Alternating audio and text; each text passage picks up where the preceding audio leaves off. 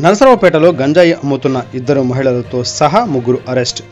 10 కిలోల గంజాయి, 62,000 నగదు, 3 సెల్ ఫోన్లు స్వాధీనం చేసుకున్న పోలీసులు. విశాఖపట్నం నుండి సరఫరా అవుతున్నట్లు సమాచారం.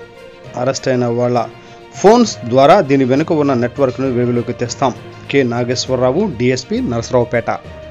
అదేవిధంగా ఎస్పీ గారి ఆధ్వర్యంలో ఉన్న వలి, ఎస్బీ, ఎస్ఐ వీళ్ళందరూ కాంబినేషన్లో రాబడిన ఇన్ఫర్మేషన్ ప్రకారం ఒక పెద్ద గంజా అమ్మే ముఠాని పట్టుకోవడం జరిగింది. అందులో మైలపోగు వెంకటేశ్వరి, తర్వాత గంజి సుబ్బారావు, వెనుకొండ సుల్తాన్ బి అనే 3 ఈ గంజాయి పట్టుకొని అమ్ముతున్న సమయంలో ఈ స్వర్గపురి రోడ్డు వద్ద ఒక 10 కేజీల గంజాని మా వాళ్ళు పట్టుకోవడం జరిగింది.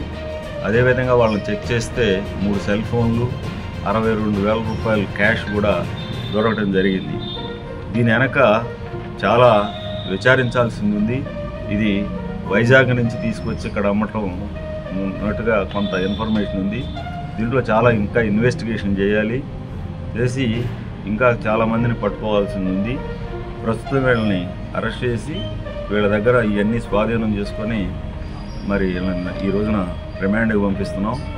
సెల్ ఫోన్లలో వాళ్ళ యొక్క ఫోన్లు ఆధారంగా కాల్ డీటెయిల్స్ పెట్టి ఎవరెవరితో వీళ్ళు కాంటాక్ట్లో ఉన్నారు, ఎక్కడెక్కడి నుంచి తెస్తున్నారు అనేది ఇంకా డీప్గా ఎగ్జామిన్ చేయాల్సి ఉంది.